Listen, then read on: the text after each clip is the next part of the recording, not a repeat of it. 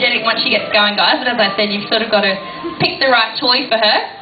Each of the tigers has their own unique personality, guys. So some of them love stuffed little toys like this monkey. Others love big, hard barrels and boomer balls, things like that they can jump on and drag around. And others like soft rubbery things like tyres and balloons or things that they can sink their teeth into. So we have to cater for each tiger. We might get a bit of a tree climb here in a minute, guys. Just keep your cameras ready. Off the tree. And she's definitely keen on this little toy, which is good to see. Now, if we do manage to get her in the water, guys, I want to give her here a big round of applause. Give her lots of encouragement because she's working, or Maddie's working very hard. And she's looking quite interested. So we'll see if we can get her from the side of the pool here, guys. Get your cameras ready. Big jump into those. Oh, you can give Maddie a round of applause. That's alright. That was just round one. Sunita won that round. Now, as I said, guys, these toy sessions are all about having fun. They're not rehearsed by any means. So some days we get lucky and the tigers are very playful, and some days they want to rest. As they get older, they obviously become less playful anyway. So we do these toy sessions not as frequently as what we would when they're younger. When they're younger, they'll chase their own tail. At this age, though, you've got to be quite creative in the things that you use, and that's okay as well. We also do lots of different training with the tigers to stimulate them. We take them for walks. Just hanging out with them when they're resting is a really great way for us as handlers to strengthen the relationship that we have with them. Now, when we first met Sunita, guys, she could actually fit in the palm of our hand. So she's very cute, very little. And for the first 3 months of her life, we actually had to be with her 24 hours a day, 7 days a week. So obviously feeding her every few hours, keeping her clean, making sure she was feeling safe and secure and happy with her siblings. So it's basically like having a little baby with you all that time, and then forevermore maintaining this relationship on a daily basis. So these toy sessions are a great way to do that, not only because it gives Sunita stimulation and it's fun for her, helps her expel a little bit of that wild energy budget that she has, but also in terms of Maddie, who's having a run around with Sunita today, it's strengthening his relationship with little Sunita, because tomorrow when Sunita sees Matt, she's going to be like, oh, here's that fun guy who ran around with me the other day. I don't mind him. Maddie's a bit of alright. He's a lot of fun. I don't mind having him in my enclosure or in my environment. So it makes her... Oh, here she goes. She's getting excited now. I might get a big jump. Give her a clap, though. She got it.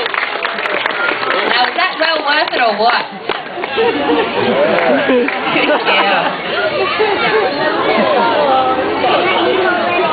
Now, we definitely don't want you guys to get the wrong idea. Even though Sunita looks like a giant kitten at the moment, being all cute with that stuffed monkey, she's definitely a wild animal, guys. She has all of her claws, she has all of her teeth, and more importantly, she has her instincts and she does know how to use them. So it's only that very positive relationship that Matt has with Sunita that allows him to do what he's doing with her. If one of you guys were to come and walk in here with that toy on the end of a pole, didn't matter what toy you brought out here, you'd be more interesting. So I'd be very surprised if you walked out again. So they are still wild animals.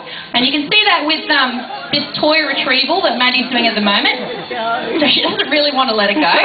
Maddie's asking for it nicely. Shane just tapped on that deck at the back there, which helped distract her. So we do have rules. Because they are wild animals, they're potentially very strong and potentially very dangerous. We do have very important rules that we, I suppose, condition them to or teach them from a young age. So with that toy there, guys, Sunita knows that as soon as the handlers ask for the toys back, they do have to give them up for a few reasons. One, we don't want her swallowing any bits and pieces of it if it starts to fall apart. The tigers are very strong. They're great at chewing things up. So as soon as we start to see things falling apart, we ask for it back. And secondly, tigers are very, oh, might get a big jump off the side, guys, quick, big jump! No, she tricked us all. Never mind. Next time. Secondly, guys, tigers are incredibly, what we call possessive by nature over things that they don't want to share. So naturally that would be their food. So if Sunita had a big, little jump, that was a little cute one. If Sunita had a big breakfast out here at the moment, maybe a big side of beef or something, she's going to get very possessive over it, which is natural. So she's going to want to growl and keep everyone else away from it, particularly the other tigers. But sometimes they get so excited over the toys that they display that behaviour as well. So we need to teach them from a young age that they can't behave like that around, oh, another jump!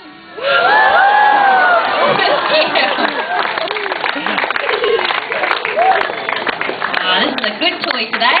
Hasn't even fallen apart yet, which is excellent. So we need to teach the tigers, guys, from a young age that they can't get too excited over the toys. It's great to have fun, but they can't get so worked up over them that they, I suppose, want to lash out at the handlers or at other tigers if they're playing with more than one, because ultimately that makes it not a safe working environment. So they need to learn that playing is nice and fun, but as soon as we ask for it back, obviously they do need to give it up. And that's obviously why we have Shane out here, guys. Now Shane doesn't look like he's doing too much at the moment, but he's actually playing a very important role. He's Maddie's backup. So he's Maddie's eyes and ears when Matt might not be paying attention to Sunita, or if Matt needs a hand to get a toy off her, Shane can then step in and obviously offer assistance, because they are very powerful animals, and they're also very opportunistic. Quite often we play with more than one tiger at a time. Sunita's sister Mika is a bit of a toy hog, so sometimes when we play with the both of them, Sunita doesn't really get much of a turn, so sometimes we like to just play with Sunita. But sometimes when the two of them are out here, while Matt's bent over looking at Sunita like that, Mika might be sneaking up from behind thinking it looks like a great idea to jump on him. Not that she means him any harm, but obviously if Matt's not prepared for a 100-kilo tiger about to jump on him, he might end up face first into the pool. So this is a classic example of what I was mentioning, guys. Possessive behaviour. Now, she's not too excited at the moment. She's not growling or snarling, but she is using her weight to her advantage. She knows that if she throws her arm over that toy, she can drag Maddie into the deep end, no problem at all. So Shane's just coming in. He's got a big wooden stick there that he's tapping on the log, and he's making a bit of noise in the aim to try and distract little Sunita and get her to let go of that toy. Now the boys are clapping their hands. They're using their voice. You can see how stubborn she's being. She's got her little ears back. She's trying to bury her face into that log. And in a moment the boys will pull her around and see if so they can get a better position in order to tap the toy or tap the end of her nose. Now it's very important to remember tigers are incredibly strong, and they know when they're, I suppose, have the weight advantage. She really wants to have that toy. So if Maddie taps that toy and Shane comes in just on the side there, and as soon as they get her in the right position, she tends to realise that she needs to obviously let that toy go. There you go, just give her a little tap on the nose there. And you notice as soon as they get the toy off her, it's not like she's upset because they took the toy, she just wants to play again. So it's lots and lots of fun for them. And I think Matt has to go and do a Mr. Fix-It on that toy. I think she busted the stuffing out of it, unfortunately. That's all right, we'll go and fix it or get another one. But you'll see she'll go and sit right at that door, nose to it, and wait for Maddie to come out with another toy. So it's not that they mind getting the toys taken off them, but as I said, it's all about conditioning and making sure that they know those boundaries or those rules. Now I think in a little while, guys, we're going to bring out Sunita's sister and brother again. Depends on how much longer Sunita wants to keep playing for. But as I said, guys, there are lots and lots of different things that we offer the tigers during the day. And these toy sessions are a great way to get them up and about and running around and having a little bit of fun.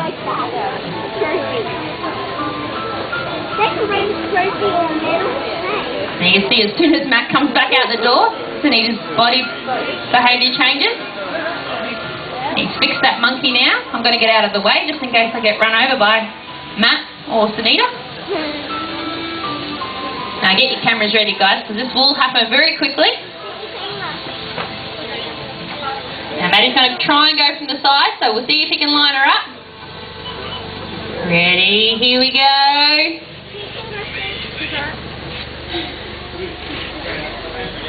They get much cleverer as they get older. They realise that if they tap your ankle, you'll fall over and they can have the toy and big jump. Good girl. Alrighty, guys, so what we're going to do now, Matt's going to keep playing around with little Sunita until that toy completely falls apart, and then we'll bring out another one. We may bring